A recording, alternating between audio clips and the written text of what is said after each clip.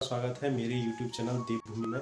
मैं आज आपके लिए बेताल घाट के नौका बुबू, जिनको नौका मसाण भी बोला जाता है कुमाऊं क्षेत्र में, तो उनकी स्टोरी लेके आया हूँ और गोलजू देवता का आगमन कैसे बेताल घाट में हुआ।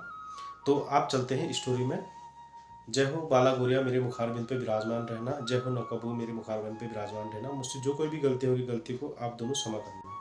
तो दोस्तों, ये स्टोरी स्टार्ट होती है जब बाला गोरिया गढ़ चंपावत के सिंहासन में बैठ गए थे। यहाँ से समस्त कुमाऊं क्षेत्र जो राजा नागनाथ के राज्य में आता था उसका भ्रमण करने लगे, और जगह जगह पे जाके, जैसे चितई पे उनका दरबार लगता था, मिलार थान, चमड़ खान और गौराड़ थान और कटारमल, कई ऐसे क्षेत्र जैसे काने थान, सल्ट में हमारा काने थान पड़ता है, और ऐसी कई क्षेत्र थे गोलू देवता के। तो वो अपने समस्त कुमाऊं क्षेत्र में, जैसे गरुड़ बागेश्वर, वहाँ चंपावत तो हुआ ही, तो ऐसी गोलू देवता इधर उधर भ्रमण करते रहते थे कुमाऊं क्षेत्र में। तो एक बार एक बुढ़िया थी जो बेताल घाट की रहने वाली थी, और उसके सातों पुत्रों को एक जलाशय में एक राक्षस ने उनको खा दिया था। तो बुढ़िया डर के मारे भटक रही थी, दर दर भटक रही थी। कई राजाओं के पास गई, जो उस क्षेत्र के राजा थे छोटे मोटे, उनके पास गई, तो किसी ने उनका न्याय नहीं किया। तो ऐसी ही बुढ़िया ने आवाज़ लगाई गढ़ चंपावत की गढ़ी में, बोला कि अगर तो कालिका माता का पुत्र बुढ़िया हो चमड़े खाने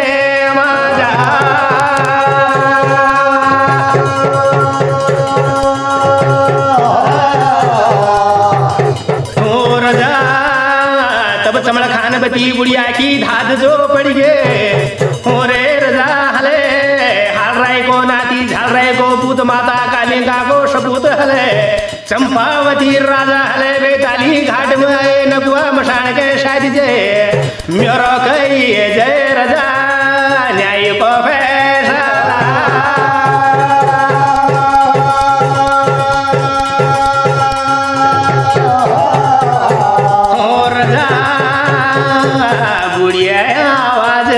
तेरा कानून है ये तेरा गदी मजरदा बोले निशो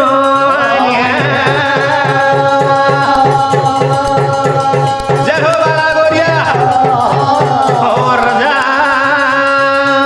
जब तुले बुढ़िया की धात जो सुनी तेरा नौनिया बदन में आग जो लगे, तेरा मामू की गद्दी हिलन जो लगे, तेरी लुए जैसी छादी मार तीरा जो गोदा बाला गोरिया और जा। ये सारी बातें बताते हैं उनके सैनिक बाला गोरिया को कि वहाँ एक बुढ़िया आपके नाम, आपको धात मतलब आवाज़ लगा रही है और आपको न्याय करने के लिए बुला रही है। तो जब बाला गोरिया अपने सैनिकों से कहते हैं कि जाओ पता लगाओ कि वो कौन है, क्या है, राक्षस क्या है, कैसा है, वो मशाण कैसा है, तो वो लोग जाते हैं सैनिक और पता करते हैं।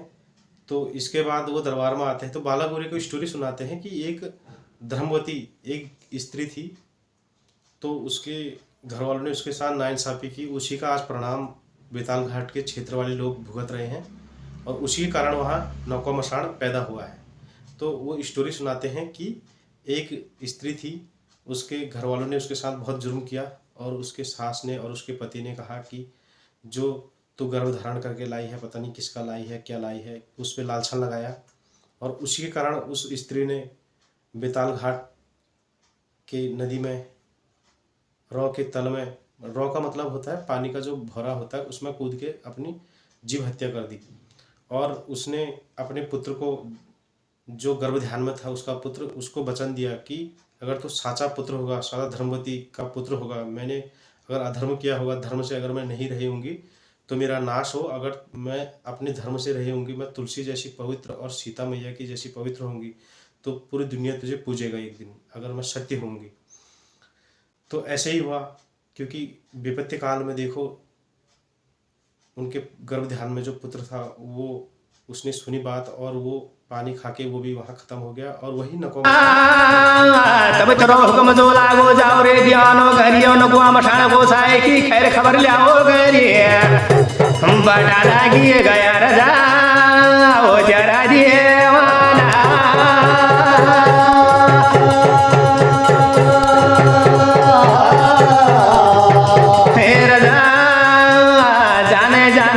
जब गोनू में घूमने लगी खैलिनी खबर लिनी पतौलिनी पालिनी नकुआ मशान को सागनी सुनी बेरा घर होने जब लौटनी नकुआ मशान की कहानी गणिए अब रजा ते गणिए सुनई हो नकुए कहानी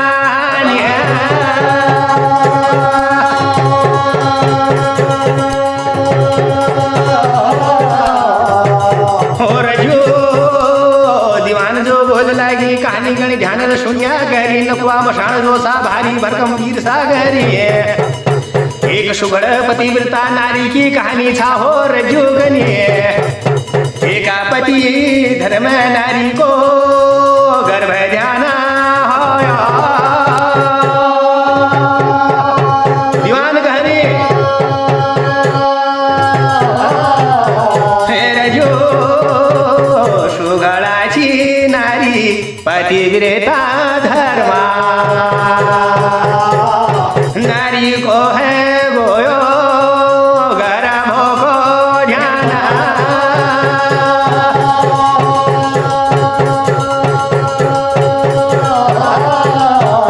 हे रजो ऐसी खयारी सासुले वारी पारी पातिका जो लगाई तू पर्या को धन मेल घर में लिया से वारी हम नीचे लियाती के मार दे तर तक मार जुनू करिए अब बरी तिले हो के कवाठ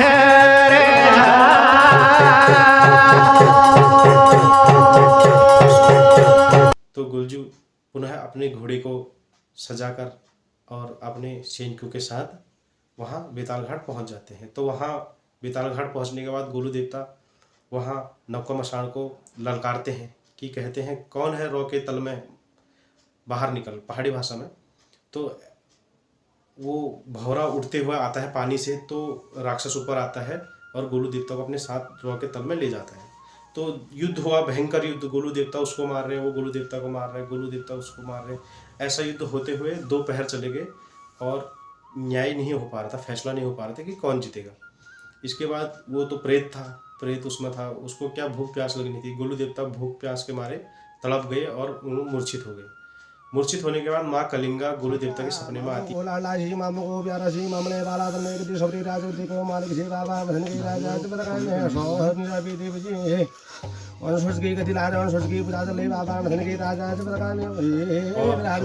तूने तलवार अगर बाहर निकाली इसको मारना नहीं है। हराने के बाद अगर तूने तलवार बाहर निकाल दी तो इसको मारना मत, क्योंकि ये मरने के बाद और भी विकराल रूप इसका हो सकता है, इसलिए तो अपने भाई को बुला। तो गोलू देवता ने अपने भाई कलुओं को आवाज़ लगाई, जो कि वैसे 22 प्रकार के कलुए बताए जाते हैं और अलग अलग कलुओं की कहानी है, वो आपको दूसरी वीडियो में बताऊंगा। वैसे 56 प्रकार के कलुए माने जाते हैं, जैसे 64 माता योगिनी मानी जाती है, वैसे 56 प्रकार के कलुए गोलू देवता के साथ चलते हैं। तो वो इस प्रकार हैं: जल कलुआ, थल कलुआ, रगत कलुआ, तकत कलुआ, मोटा कलुआ, मर्दाना कलुआ।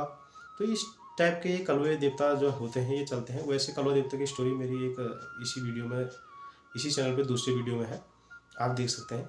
तो कलुआ देवता जब आगमन इनका बेताल घाट में कलुआ देवता का होता है, तो ये सभी मिलकर उस बेताल घाट के नौका मशान को साध देते हैं। साधने का मतलब होता है उसको जकड़ देते हैं, उसको ऊपर लाते हैं पानी के भंवर से, और पानी के भंवर से ऊपर लाने के बाद वो कहता है कि देखो मेरा तो भोजन का क्या होगा, मैं तो भूखा ही मर जाऊंगा। तो दोस्तों वहाँ पे गोलू देवता उनको कलुआ देवता उनके साथ स्थापित करते हैं, और नौका बुबू जो आज देव रूप में पूजे जाते हैं, उनको नौका मशान की योनि से हटा के उनको एक देवता का स्वरूप देते हैं, और वहीं पे स्थानीय लोग उनके आज भी पूजा करते हैं। दोस्तों कहते हैं कि नौका बुबू ने यहाँ पे एक पुल है, बेताल घाट साइड में एक पुल है, तो इस पुल को उनने अपनी शक्ति से खिसका दिया था।